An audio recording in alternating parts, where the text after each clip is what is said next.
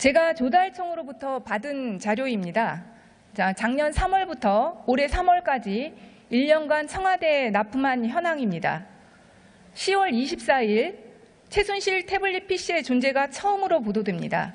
청와대는 다음 날 문서 파쇄기 6대를 요청합니다. 11월 3일 최순실이 구속되고 6일 날 정호성 전 비서관과 안정범 전 수석이 구속됩니다. 그러자 청와대는 바로 다음 날 또 문서 파쇄기 6대를 요청합니다. 문제는 여기서 끝나지 않습니다. 올 1월 10일 특검이 제2의 최순실 태블릿 PC를 확보했다고 발표합니다. 그러자 청와대는 다음 날 문서 파쇄기 6대를 또 요청합니다. 더 어이가 없는 것은 올해 2월 2일입니다. 그 전날 특검이 청와대 압수수색 영장을 청구했습니다. 그리고 그 다음 날 청와대는 문서 파쇄기 6대를 또 요청했습니다. 그리고 결국 그 2월 3일 압수수색을 거부했습니다. 혹시 의례적인 구입의 가능성도 있을 수 있어 청와대가 국정농단 사건이 불거지기 전에도 문서 파쇄기를 구입했는지 알아봤습니다. 작년 3월부터 최순실의 국정농단 사건이 불거지기 전까지 청와대는 단 한 대의 문서 파쇄기도 구입하지 않았습니다. 그림이 그려지지 않습니까, 차관님? 검사 출신인 제가 볼 때 청와대의 이런 행태는 명백히 증거인멸 행위입니다. 수사망이 좁혀오기 전에 범죄자들이 쓰는 증거인멸 행위입니다. 차관님, 범죄 혐의자가 압수수색 전에 문서 파쇄기를 다량 구입했다고 하면 검사들은 모두 당연히 증거인멸을 했구나 이렇게 생각하죠? 그리고 압수수색 영장에도 이 사실 반드시 기재할 겁니다. 아닙니까? 지금 의원님께서 지적하시는 부분은 듣고서 저도 알아들었습니다만은 다음 주 화요일 21일에 전직 대통령에 대한 조사가 예정되어 있습니다. 검찰에서 잘 준비해서 정확하게 진실을 밝히도록 할 것으로 알고 있습니다. 일반적으로 어떻게 생각하십니까? 이게 증거인멸 행위가 있었구나. 좀 편하게 제가 묻겠습니다. 증거인멸 행위를 한 것으로 추정할 수 있겠죠, 차관님? 의원님 지적하시는 부분은 잘 들었고요. 그렇지만 제가 그 청와대의 입장을 잘 모르는 입장에서 청와대의 입장이 아니라 일반적인 수사의 원칙. 저도 검사였고 차관님도 검사이십니다. 아시지 않습니까? 이거 범죄자들이 이렇게 행동하면 당연히 증거인멸 행위를 했구나. 검사들은 그렇게 생각하지 않습니까? 압수수색 영장이 반드시 들어갑니다. 아닙니까? 의원님 지적하시는 부분은 제가 충분히 알아들었습니다. 하여튼 검찰에서 이 사건 진실이 정확하게 밝혀지도록 최선을 다할 것으로 생각합니다. 이번 특수본이 청와대 증거인멸 부분까지도 명확하고 철저하게 수사해야 된다고 생각하는데 어떻게 생각하십니까? 예, 지금 이제 전직 대통령에 대한 조사 일정까지 잡혀 있고 최선을 다해서 수사하리라고 생각을 합니다. 제가 조달청에 청와대 납품 현황을 받은 것은 원래는 컴퓨터 교체를 통한 증거인멸 행위가 우려되었기 때문입니다. 다행스럽게도 청와대의 컴퓨터 교체는 이루어지지 않았습니다.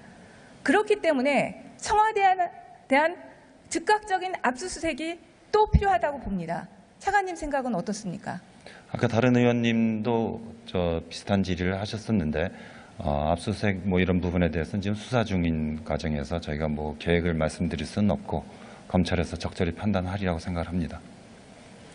법무부는 청와대의 법무참모가 아닙니다. 국민의 법무참모가 되어야 하고 정부가 잘못된 법 해석으로 법치를 가로막는다면 이에 대해서 항의하고 바로잡아야 할 의무가 있는 기관입니다. 이 생각에 동의하십니까? 예, 의원님 말씀대로 법치주의가 확립되도록 노력해야 한다고 생각합니다. 청와대 측에서는 여전히 형사소송법 제110조와 111조의 군사상 비밀과 공무상 비밀을 이유로 압수수색을 거부할 것이라고 합니다. 그런데 이렇게 조직적으로 증거인멸을 하는 집단에게 군사상 비밀과 공무상 비밀을 이유로 면책특권을 주어야 합니까? 형사소송법상에도 국가의 중대한 이익을 해한 경우는 군사상 비밀과 공무상 비밀을 이유로 압수수색을 거부할 수 없다고 되어 있습니다. 지금이 바로 그런 경우입니다. 국가의 중대한 이익을 해하고 있는 청와대는 압수수색을 거부해서는 안 되는 것입니다. 차관님, 법무부가 권력 집단의 법무참모가 아니라 국민의 법무참모로 거듭날 기회를 드리겠습니다. 황교안 권한대행에게 압수수색을 허용하라고 요청하실 생각 있습니까? 없습니까? 우선 그거보다 앞서서 검찰이 수사의 주체이기 때문에 검찰에서 법과 원칙에 따라서 그 압수수색이 할 필요가 있는지 없는지를 먼저 판단해야 한다고 생각합니다. 그래서 검찰이 그런 판단이 선행된 후에 그다음에 검토해야 할 사항이라고 생각합니다. 검찰은 이미 영장을 청구했습니다.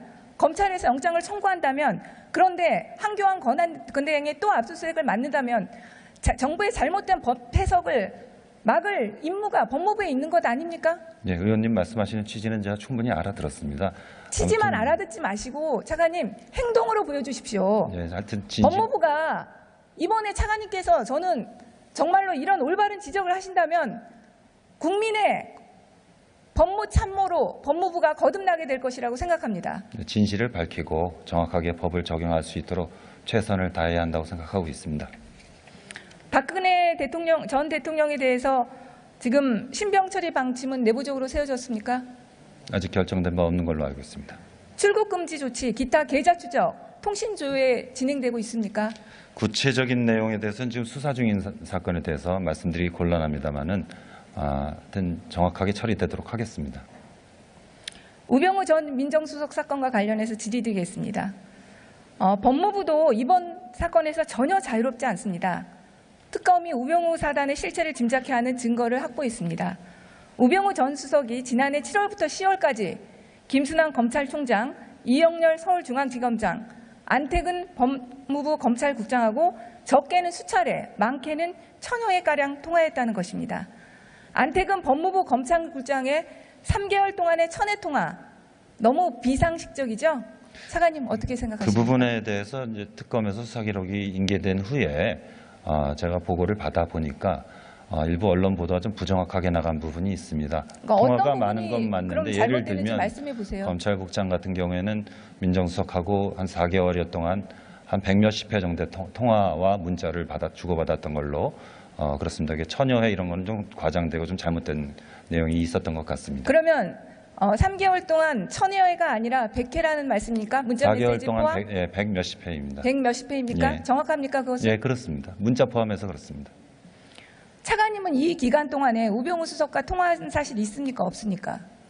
많지는 않고 한 몇 번 정도는 뭐 한 서너 번 정도 이내에서는 했을 수도 있습니다. 일단 화면 한번 보시죠. 작년 국감에서 틀어주세요.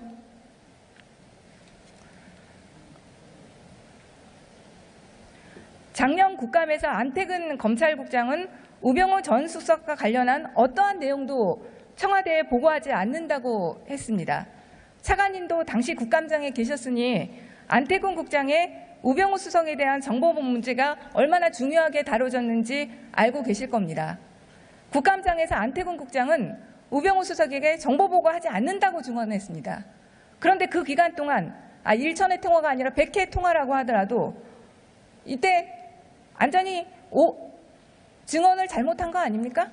제가 그날 국회 다른 회의에 참석하고 있어서 그 자리에는 없었고 나중에 상황은 보고를 받았습니다. 그런데 검찰국장은 민정수석하고 소통을 하는 자리입니다. 그런데 이제 아마 그 자리에서 얘기했던 것은 이 사건에 관해서 청와대와 이해관계에 충돌이 있을 수 있는 이 사건의 수사 상황에 대해서 보고한 사실이 없다. 그런 취지였을 것으로 생각이 됩니다. 안태근 국장에 대한 감찰 착수는 고려하고 있지 않습니까? 지금 본인 해명은 이 부분에 대해서 어떤 이해 충돌의 염려가 있는 이번 사건 같은 사건에 대해서 수사 상황을 보고한 바는 없다고 제가 설명을 듣고 있습니다. 그래서 단순히 100몇십 회 소통했다는 것만 갖고서 문제를 삼기는 아직은 좀 빠르다고 생각을 합니다. 분명히 그 기간 외의 통화 기록을 보십시오. 제가 볼 때는 별로 없을 것이라고 봅니다. 그래서도 특검에서 문제가 된 것입니다. 이번 새로 구성된 특수본 수사과정 차관님 보고받으십니까? 네, 중요한 부분은 보고받고 있습니다. 그러면 청와대 정보보고 하십니까? 아니, 안 하고 있습니다. 그러면 법무부 차원에서 종결되는 겁니까? 정보보고는? 그렇습니다. 그 전에도 저희가 청와대에 보고하는 것은 뭐 모든 사건을 다 보고하는 게 아니라 국정 운영에 필요한 중요한 사건에 대해서 한해서 하고 또 어떤 이해관계에 충돌이 있는 부분은 안 하는 것을 저희가 관리적으로 해오고 있습니다. 여태까지 이런 중요한 사건에 대해서 청와대에게 보고 안 한 적이 언제 있습니까? 이 사건은 어쨌든 박근혜 최순실 게이트와 관련한 사건은 청와대에 보고가 되지 않는다. 이렇게 이해하면 됩니까, 차관님?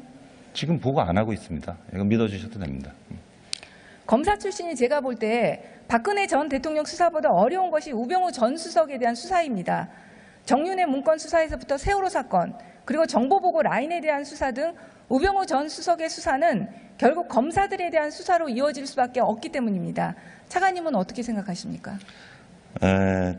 과거에도 저는 비슷한 입장에서 곤혹스러운 입장에서 정말 자정의지가 있느냐 의혹을 많이 받던 사건들이 있었습니다마는 결과적으로 검찰에서는 제사를 도려낸 사건들도 많이 있었습니다. 이번 사건에 있어서도 국민들의 신뢰, 검찰에 대한 신뢰가 저하되지 않도록 최선을 다할 것으로 생각합니다. 그러니까 검찰이 자신들의 동료인 검사들에 대해서도 공정하고 법과 원칙에 따라 수사할 수 있다고 생각하시는 겁니까? 네, 그럴 수 있다고 생각합니다. 그리고 법무부도 그 대상으로 보이는데 적극적으로 수사에 임하시겠습니까? 검찰에서 수사할 때는 어떤 성역도 없이 해야 한다고 생각을 하고 또 그렇게 앞으로 할 것으로 생각합니다. 네, 차관님 수고하셨습니다.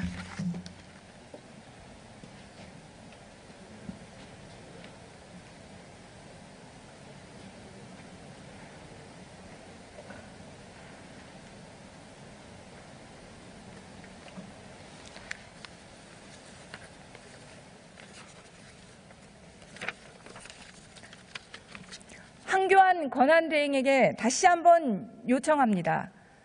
검찰의 청와대 압수수색을 더 이상 막지 말아 주십시오. 헌법 수호의 의지가 있다면, 법치주의를 지키고자 한다면 청와대 압수수색을 반드시 허락해야 합니다. 존경하는 국민 여러분, 과거에만 집착하면 미래가 안 보입니다. 그러나 과거를 청산하지 않으면 나라를 바로 세울 수 없습니다. 특검과 부패, 정경유착의 적폐를 깨끗이 청산해야 나라를 바로 세울 수 있습니다. 나라를 바로 세워야 국민이 행복합니다. 정치가 국민의 뜻을 거스르지 않을 때, 따르지 못할 때 이 나라의 주인인 국민은 스스로 정치를 바꿔왔습니다. 이대한 민심을 받들어 정치권이 더 이상 분열과 갈등을 선동해서는 안 됩니다. 대통령 탄핵은 아픈 역사지만 공정하고 정의로운 나라를 만들기 위한 전환점이 되어야 할 것입니다. 감사합니다. 제가 조달청으로부터 받은 자료입니다. 작년 3월부터 올해 3월까지 1년간 청와대에 납품한 현황입니다. 10월 24일 최순실 태블릿 PC의 존재가 처음으로 보도됩니다. 청와대는 다음 날 문서 파쇄기 6대를 요청합니다. 11월 3일 최순실이 구속되고 6일 날 정호성 전 비서관과 안정범 전 수석이 구속됩니다. 그러자 청와대는 바로 다음 날 또 문서 파쇄기 6대를 요청합니다. 문제는 여기서 끝나지 않습니다. 올 1월 10일 특검이 제2의 최순실 태블릿 PC를 확보했다고 발표합니다. 그러자 청와대는 다음 날 문서 파쇄기 6대를 또 요청합니다. 더 어이가 없는 것은 올해 2월 2일입니다. 그 전날 특검이 청와대 압수수색 영장을 어떻습니까? 아까 다른 의원님도 비슷한 질의를 하셨었는데 압수수색 이런 부분에 대해서는 지금 수사 중인 과정에서 저희가 계획을 말씀드릴 수는 없고 검찰에서 적절히 판단하리라고 생각을 합니다. 법무부는 청와대의 법무참모가 아닙니다.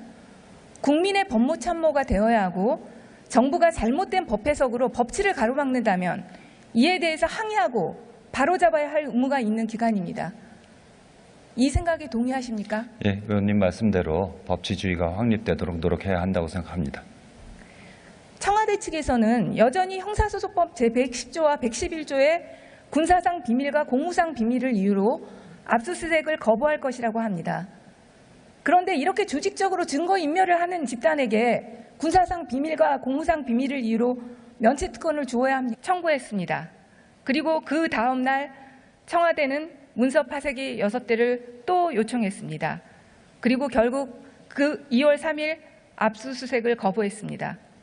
혹시 의례적인 구입의 가능성도 있을 수 있어 청와대가 국정농단 사건이 불거지기 전에도 문서 파쇄기를 구입했는지 알아봤습니다. 작년 3월부터 최순실의 국정농단 사건이 불거지기 전까지 청와대는 단 한 대의 문서 파쇄기도 구입하지 않았습니다.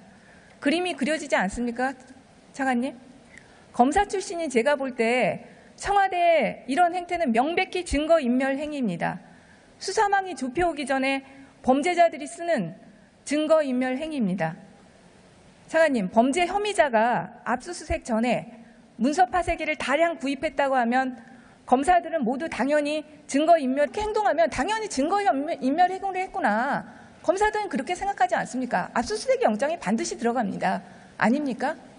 의원님 지적하시는 부분은 제가 충분히 알아들었습니다. 하여튼 검찰에서 이 사건 진실이 정확하게 밝혀지도록 최선을 다할 것으로 생각합니다.